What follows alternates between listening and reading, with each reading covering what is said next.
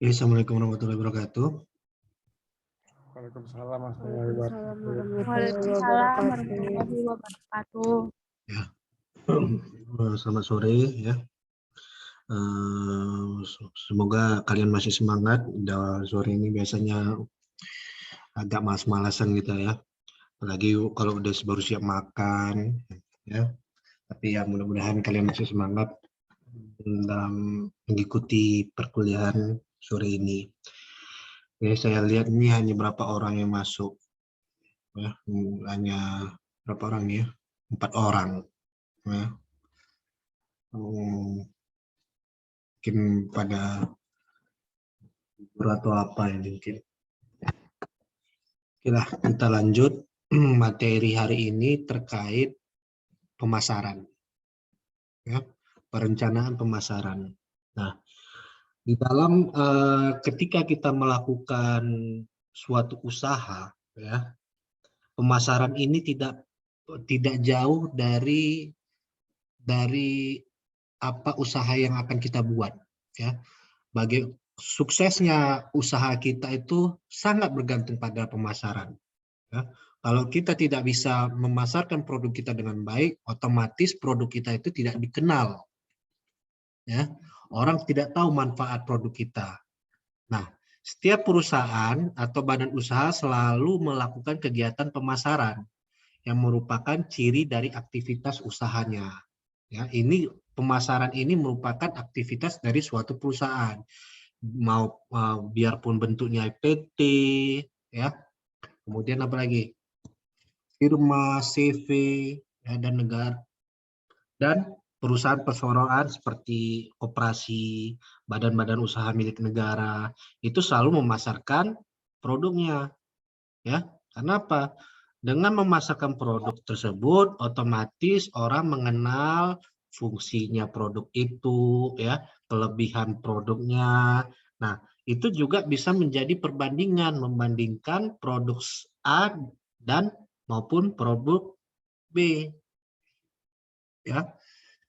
Nah, perencanaan pemasaran adalah perumusan usaha yang akan dilakukan dalam bidang pemasaran dengan menggunakan sumber daya yang ada dalam suatu perusahaan, guna mencapai tujuan dan sasaran tertentu di bidang pemasaran pada waktu tertentu dan pada masa yang akan datang. Ya. Nah, peranan pentingnya itu apa? Pemasaran memberikan konsep pemasaran yang strategis agar perusahaan memperhatikan kebutuhan kelompok konsumen. Nah, dengan adanya pemasaran, tentu kita lihat apa sih kira-kira produk yang kita jual ini dibutuhkan nggak sama masyarakat, dibutuhkan nggak oleh konsumen, ya. Jadi dengan tahunya kita tahu konsep dari pemasaran, tentu kita jangan salah memberikan apa, bagaimana memasarkan produk itu. Misalnya kita menjual apa? Ada yang bisa bilang terkait misalnya demografis atau jenis kelamin atau usia.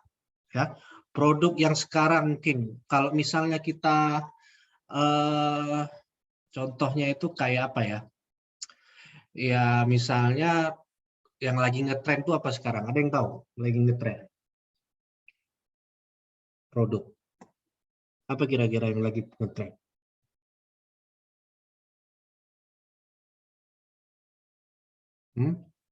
Yang tahu nggak? Apa misalnya? Kita misalnya mau jual boba atau minuman, ya. Kira-kira cocok nggak kita pasarkan kepada usia orang tua? Kebanyakan kan pasti apa?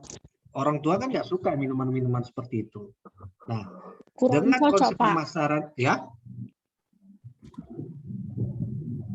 gimana? Untuk orang tua gitu kurang cocok, Pak, menurut Ya, saya. kan itu contohnya. Berarti kalau misalnya contoh minuman boba itu, kita harus cari apa? Orang-orang yang ibaratnya milenial, ya. Kita berarti memasarkannya strateginya harus ke yang milenial.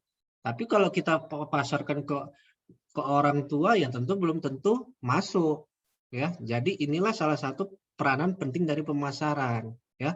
Baru apa? Memberikan identifikasi peluang peluang pasar yang menarik ya.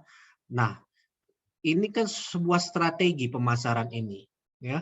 Kira-kira dengan adanya pemasar, kita lihat ya. Ini saya kasih contoh. Nah, biasanya mereka membuat apa ya, promosi itu di apa? Ada waktu-waktu tertentu ya. Banyak perusahaan-perusahaan sekarang apa? Misalnya apa? Dia memberikan seperti misalnya butik, kita bilang atau H&M gitu. Misalnya dia ada namanya waktu misalnya jam-jam 12 sampai jam 2 diskon 20%. Itu apa? Itu membuat peluang pasar yang menarik. Karena apa? Di saat jam segitu orang lagi keluar. Misalnya untuk apa? Untuk pergi makan. Ya kan? Pergi makan. Nah, dari situ apa? Mereka menarik konsumen itu dengan diskon yang di jam-jam tertentu, yang orang di saat lagi makan siang ya, itu bisa membuat pemasaran yang menarik gitu, atau promosi yang menarik ya. Itulah salah satu contoh dari identifikasi peluang pasar yang menarik ya. Kemudian apa yang sering masalah yang muncul? Sering muncul di dalam perencanaan pemasaran, yaitu apa? Peluang-peluang yang hilang untuk mendapatkan laba. Nah, kadang-kadang kita lihat ya, kita takut ini, takutnya nggak kita misalnya ada perusahaan yang mau buka apa tuh namanya, booth ya, buka inilah namanya itu yang biasanya kalau di mall-mall tuh di pelatarannya itu kan ada tuh. Nah, kira-kira dia banyak mikir dia nih. Kira-kira kalau kita letak situ dapat laba nggak ya? Atau dapat untung nggak ya? Ya, karena apa? Bisa aja karena sewanya mahal, kan bisa aja seperti itu. Nah, itu sebenarnya kan pada peluang yang bisa mereka ambil dan mendapatkan apa? Menghasilkan laba yang diharapkan gitu. Jadi kita emang sebenarnya di dalam perencanaan, makanya dibilang perencanaan, kita harus apa ini ya, memilih yang mana kira-kira betul memperoleh laba yang telah ditetapkan oleh perusahaan. Terus apa? Tujuan yang tidak realistis. Apa? Misalnya apa? Tiba terlalu muluk-muluk dia. Wah, kita buatlah ini, mana tahu bisa besar, bisa ini. Padahal itu tidak realistis, ya. Ya, seperti itu. Baru kurangnya informasi pasar yang dapat dilakukan. Kemudian perselisihan antar fungsional, ya, perkembangbiakan produk-produk dan pasar, dan pengeluaran promosi yang sia-sia. Nah, hal-hal inilah yang sering muncul karena tidak adanya perencanaan dalam pemasaran, ya. Perselisihan antar fungsional ini paling sering terjadi di dalam suatu perusahaan. Pemasaran atau divisi marketing itu sering tidak cocok dengan divisi operasional.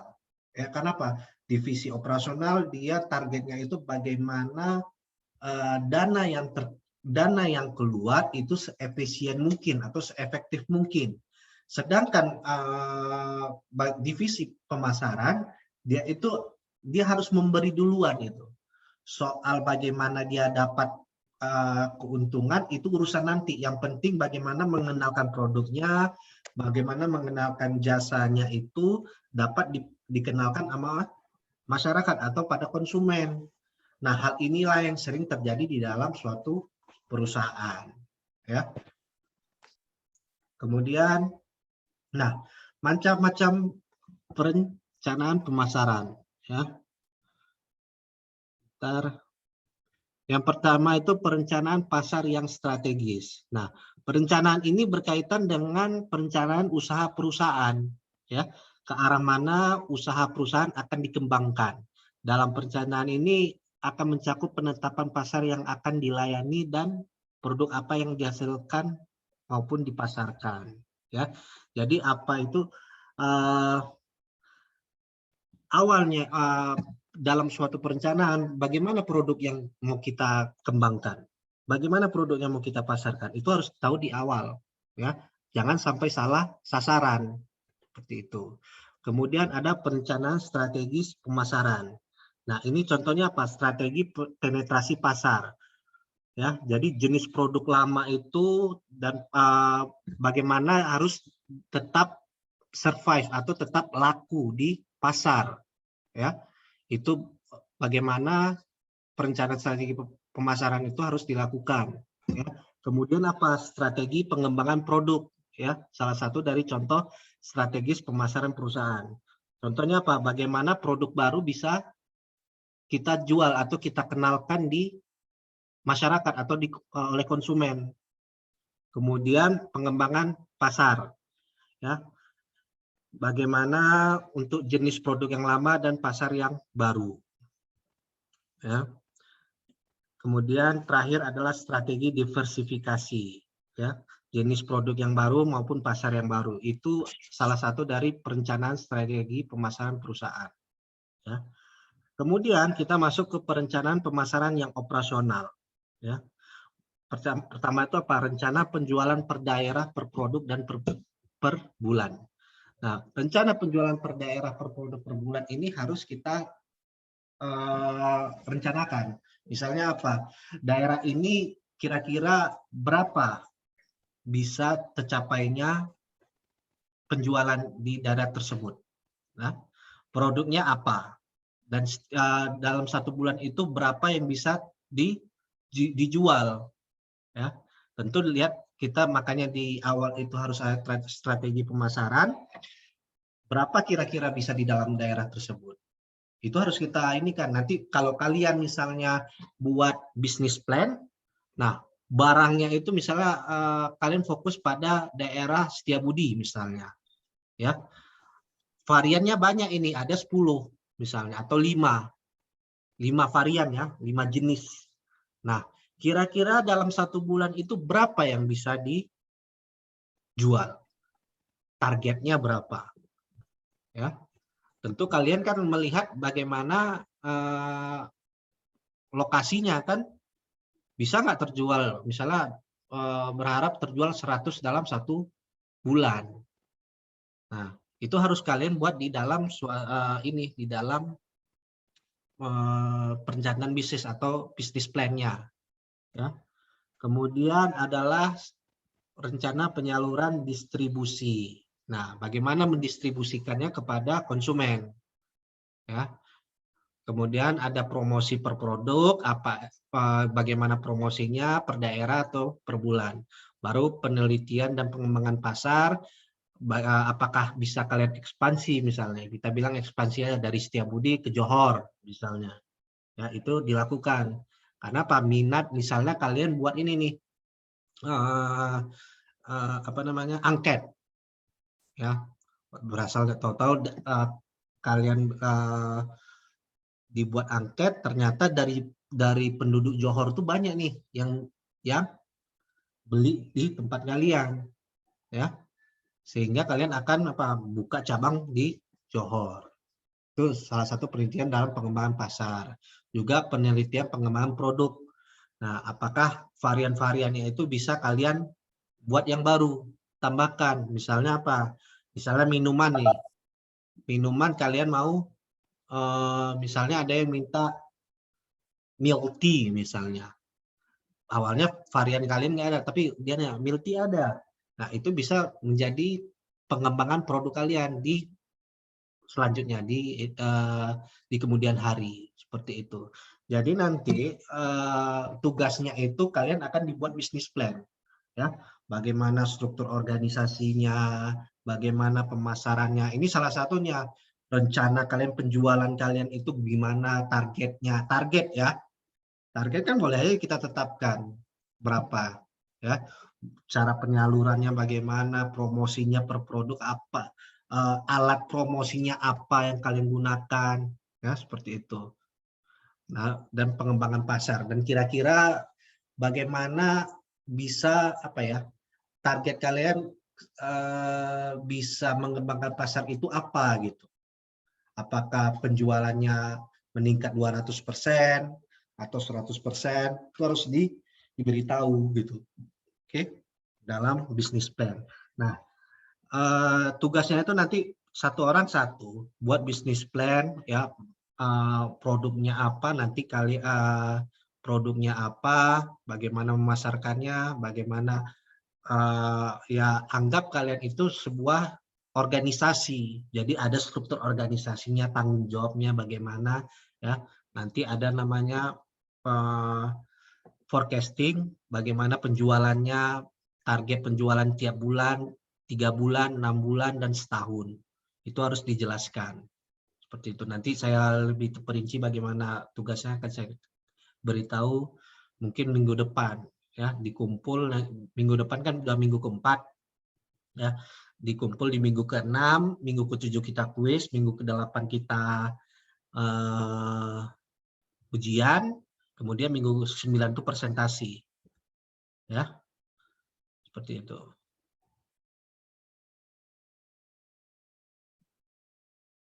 Nah, baru kita masuk ke proses perencanaan pemasaran. Yang pertama itu analisis hasil prestasi kegiatan pemasaran. Nah, dalam analisis ini dilakukan pengkajian ya mengenai perkembangan hasil penjualan dan realisasi kegiatan. Jadi dicatat itu bagaimana perkembangan penjualannya, apakah meningkat atau tidak. Ya, bisa kalian hitung per minggu, ya, per hari pun juga bisa untuk mengetahui perkembangan penjualan. Ya, kemudian, nah dari situ bisa dilihat itu apa menyebabkan naik turunnya penjualan tersebut. Ya, itu salah satu dari proses perencanaan pemasaran. Kemudian apa? Analisis SWOT pemasaran perusahaan. Apa ini? Ini bisa dibilang apa? Strength, weakness, opportunity, threat. Ya, strength kekuatan, weakness itu kelemahan, O itu opportunity, T itu threat, ancaman. Ya.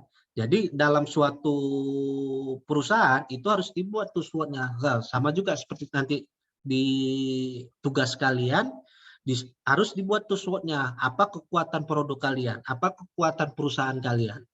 Ya. Nah, kira-kira weakness, kelemahan kalian itu apa?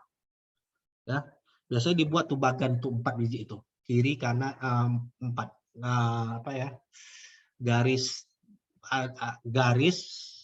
kayak saya kalau ini pokoknya ada 4 kolom lah ya, 4 kolom itu menjelaskan strength, weakness, opportunity, dan threat.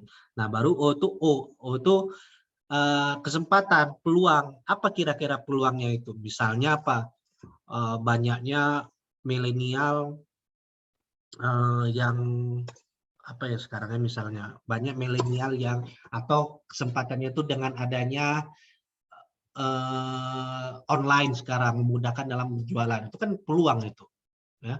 Kalau kalian tidak menggunakan online itu berarti kan menyia-nyiakan peluang kan, seperti itu kan alat untuk mempromosikan secara tidak langsung mempromosikan produk kalian, seperti itu ya. Kemudian trade, ancaman, apa trade, ancaman dari para kompetitor, seperti itu. Oke, kemudian kita masuk ke penentuan tujuan objek pemasaran. Nah, dalam hal ini perusahaan harus menetapkan tujuan yang ingin dicapai dalam bidang pemasaran. Ya, apakah tingkat penjualan ataupun tingkat laba yang diharapkan. Kenapa? Apa bedanya itu? Tingkat penjualan ataupun tingkat laba yang diharapkan. Nah, biasanya ini sistem, bisa saya bilang sistem Cina. Cina itu dia itu bermain di quantity. Ya, dia nggak apa-apa untung sedikit, bisa aja untung 10%, 8%, tapi kuantitinya banyak. Ya, orang beli terus ini, beli terus. Jadi ya dengan sedikit tapi dengan kuantitinya yang banyak, otomatis apa? Laba yang diperoleh juga banyak. Tapi ada juga sistem yang labanya langsung dia pengen cepat tinggi nih, seperti itu. Nggak kuantitinya dia sedikit tapi labanya besar. Nah, Sekarang kita tergantung kalian maunya apa, mau bermain di kuantitas tapi modal apa ya bilang keuntungannya sedikit, atau bermain di laba yang atau margin yang besar seperti itu. Ini tergantung masing-masing dari perusahaannya atau pengusahanya seperti itu. Oke, kemudian penetapan strategi pemasaran. Ini apa? Ini didasarkan atas sasaran pasar atau target market dan tujuan perusahaan. Ya, nah strategi perusahaan mencakup itu seperti strategi harga, produk, ya, distribusi maupun promosi. Ya. Bagaimana harganya? Apakah harganya itu mau bersaing? Ya, kalian yang seperti saya bilang tadi, kalian memang mungkin mau labanya tinggi. Ya mungkin ya strateginya dengan apa? Produk yang kalian jual itu tidak banyak dijual orang lain. Ya, makanya laba yang tinggi seperti itu. Ya, baru bagaimana promosinya? Ya, nah, harus ditetapkan juga dalam semua itu harus ada target marketnya, ya, sasaran pasarnya, siapa yang mau dituju. Kemudian penetapan target pemasaran. Apa ini maksudnya? Ini hasil dari keempat langkah yang ditetapkan oleh target pemasaran.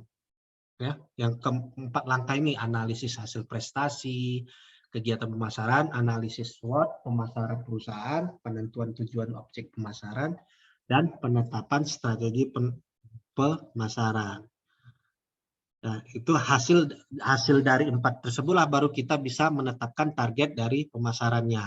Ya, apakah bisa dinyatakan dengan volume atau unit atau nilai penjualan maupun laba, hampir sama dengan tadi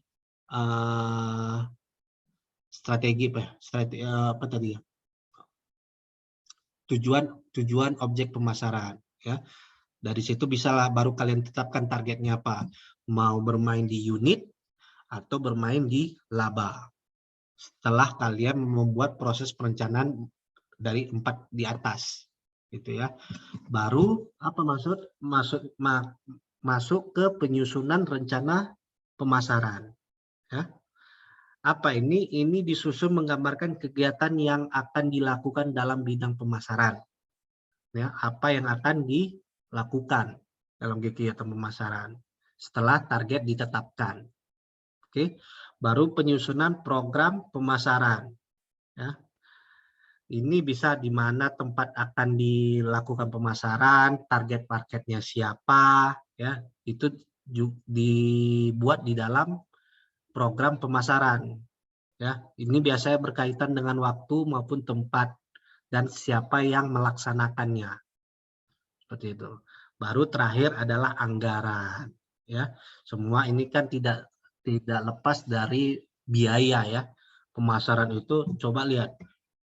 Kalau kita lihat kayak apa, sirup, ketika dia puasa jor-joran dia ini buat apa, buat iklan, ya.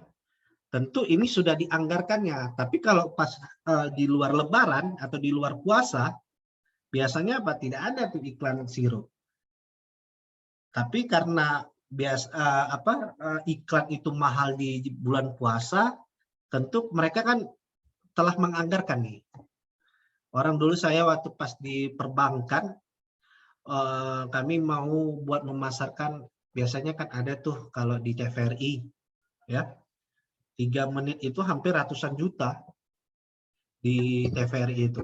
Karena apa? Biasanya orang kalau mau buka puasa kan buka TVRI nih, ya. Nah itu kami anggarkan itu di selama setahun. Padahal cuma dipromosikannya hanya dalam waktu sebulan.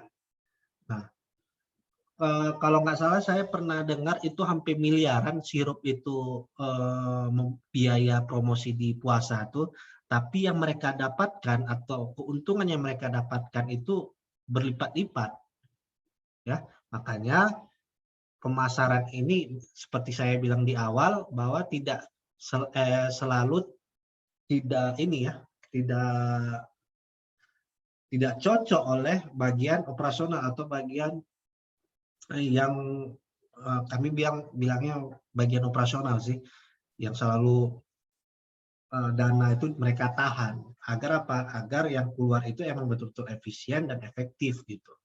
Kalau bagian pemasaran kan nggak peduli, yang penting dia dikenal produknya seperti itu. Oke, baru kita masuk ke marketing environment. Ya, apa marketing environment?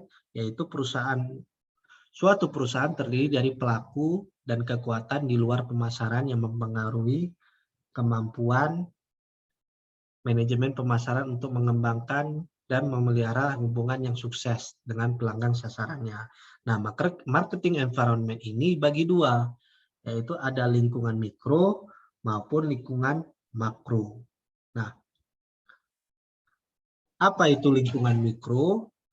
Lingkungan mikro itu biasanya mempengaruhi kemampuan melayani pelanggan perusahaan, ya, pemasok, perusahaan jalur pemasaran, pasar pelanggan, pesaing, dan masyarakat. Nah, itulah termasuk dari lingkungan mikro. Bagaimana mereka bisa melayani pelanggannya, ya. Kemudian pemasoknya ada atau tidak, ya. Bagaimana pemasarannya akan dilakukan, terus pesaingnya bagaimana, dan masyarakat menerima produk kita nggak. Itu salah satu dari lingkungan mikro. Nah, kemudian lingkungan makro apa? Contohnya itu demografis, ya, jenis kelamin, usia, ekonomi, ya. Kalau kita lihat kan banyak sekarang kan investasi atau usaha-usaha dimudahkan oleh pemerintah untuk mengurus-ngurus izin, ya. Kemudian alam, teknologi, politik, dan budaya itu termasuk dari lingkungan makro, ya. Baru kita masuk ke marketing mix, ya. Udah pernah dengar marketing mix ini? Udah belum? Udah Pak, udah pernah Pak. Nah, Udah pernah Pak. marketing mix ini adalah biasanya ada 4P, apa? Product, place, price, promotion. Nah, biasanya produk itu dibagi menjadi dua, ya. Produk barang jasa atau produk berwujud fisik maupun jasa, ya. Ini tentu apa? Untuk memenuhi kebutuhan dari pasar atau konsumen. Kemudian place, tempat, ya. Place ini bisa berupa fisik toko maupun online. Ya, online itu juga salah satu dari bentuk place atau tempat, ya. Nah, dengan itu apa? Memudahkan mendistribusikan untuk memperoleh informasi dan keberadaan produk, ya. Jadi kan biasanya kalau misalnya kita kasih tahu nih tempatnya di mana, kita juga punya online-nya, itu juga harus untuk memudahkan konsumen dalam mendapatkan informasi terkait tempat. Kemudian price, harga, ya. Nah, harga yang tepat tentu akan mendapatkan konsumen yang terus-menerus beli, ya. Jadi jangan pernah salah untuk meletakkan harga untuk harga yang mau dijual, gitu ya. Kemudian promotion. Promotion ini adalah promosi, ya, bersifat penjualan, periklanan, ya. Biasanya ada 3 elemen dalam promotion, yaitu apa? People, ya, people yang untuk siapa yang mempromosikan barang kita. Baru proses, ya. Proses itu aktivitas yang terdiri dari prosedur, jadwal pekerjaan, ya, hal-hal yang rutin lain dilakukan. Oke. Kemudian terakhir adalah customer service. Ini apa? Layanan pelanggan ketika kita adanya komplain, ya, atau saran yang diberikan oleh konsumen. Itu salah satu bentuk dari promotion, ya. Kemudian ini segmen dari marketing mix itu ada namanya perilaku konsumen, ya. Nah, contoh perilaku konsumen itu apa? Manfaat yang manfaat untuk si konsumen. Kemudian tingkat penggunaannya bagaimana, ya, status loyalitasnya bagaimana, itu salah satu dari perilaku konsumen. Loyal nggak dia membeli barang kita, ya. Kalau nggak loyal berarti itu tidak tidak sukses kita dalam memasarkan produk kita, gitu kan. Kemudian kepuasannya itu salah satu dari sifat perilaku konsumen. Kemudian demografis, ya, jenis kelamin, usia, pekerjaan, agama, pendidikan, ya, itu juga harus menjadi elemen dari marketing mix. Baru fisiografis, lifestyle, dan geografis, ya. Geografis ini daerah, ya. Jangan kita sampai salah juga menjualnya seperti itu. Misalnya ada makanan yang haram, ya kan? Tidak bisa dijual tempat yang mayoritas Muslim misalnya, seperti itu. Lifestyle, ya, lifestyle juga itu menjadikan karakteristik konsumen. Dan terakhir adalah konsep dari orientasi pemasaran, yaitu konsep produksi. Oke, nah ini konsep tertua dalam bisnis, ya. Bagaimana produk kita itu secara luas dikenal orang, ya, tapi murah. Ya. Para manajer itu harus berorientasi untuk mencapai efisiensi produksi yang tinggi, harga itu rendah, ya, biayanya rendah, kemudian distribusi secara besar-besaran, ya, seperti itu. Kemudian ada konsep produk, ya, bagaimana menawarkan bermutu nggak produknya, ya, memiliki inovatif nggak atau inovasi nggak produknya, itu harus menjadi orientasi pemasaran. Baru penjualan, ya, kemudian pemasaran dan pemasaran masyarakat. Nah, inilah dari inti dari konsep orientasi pemasaran. Nah, pentingnya ini kesimpulannya seperti ini sebenarnya. Bagaimana kalian menempatkan produk kalian itu tidak salah maksudnya tidak salah mempromosikannya. Jadi kita dalam mempromosikan itu harus direncanakan itu siapa target kita, daerahnya mana, harganya itu cocok nggak untuk dia. Kan ada kalangan atas, kalangan menengah ke bawah, kalangan menengah, kalangan bawah. Coba kita lihat, pernah nggak ada iklan Lamborghini, iklan Ferrari? Kenapa? Kenapa mereka nggak pernah mengiklankan di TV? Karena mereka berpikir orang yang menonton TV itu bukan orang yang pekerja keras. Sehingga percuma mereka mempromosikan Lamborghini atau Ferrari di TV. Ya, pasti orang-orang yang bekerja keras, yang memiliki uang yang banyak itu pasti nggak pernah nonton TV. Makanya mereka tidak mempromosikannya melalui TV. Tapi mereka berhasil kan penjualannya seperti itu. Nah, inti darinya itu bagaimana kita memasarkan produk tidak salah sasaran, ya, tujuannya tercapai, message-nya tercapai, kelebihannya itu tercapai sampai ke konsumen. Itu dari inti dari pemasaran. Nah, itu harus kalian buat nanti di dalam bisnis plan, ya. Siapa yang dituju, bagaimana mempromosikannya, budgetnya berapa, ya. Apakah nanti ada inovasi produk, ya. Seperti itu, ya. Ada pertanyaan? Pak, ini judulnya terserah kan, Pak? Judul apa ini? Judul Iya, bisnis produk kalian tuh bebas apa aja. Tapi nanti semuanya itu masuk, struktur organisasinya, target penjualan kalian bagaimana, ya, buat budget kalian itu berapa untuk membuat bisnis ini. Yang mana tahu ini betul-betul nanti setelah selesai dari kuliah betul-betul kalian buat, kan bisa gitu. Pemasarannya, budget pemasarannya berapa gitu. Produknya terserah, bebas. ya, mau misalnya mau boba, mau butik, mau jualan pulsa, tapi ya, tapi yang inilah yang budget bisa dibilang budgetnya besar lah, yang apa namanya ya, yang menengah ke atas lah seperti itu. Janganlah untung-untungnya cuma 2.000 perak, 1.000 perak, ya. Cari yang untung-untungnya itu ya 10.000 minimal, ya, atau 8.000 perak labanya yang diperoleh. Ya. Nanti itu apa aja yang harus dibuat itu saya sampaikan minggu depan.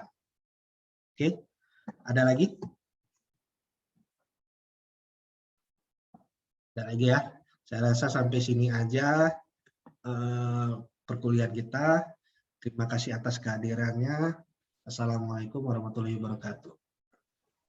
Waalaikumsalam warahmatullahi wabarakatuh. Waalaikumsalam warahmatullahi wabarakatuh.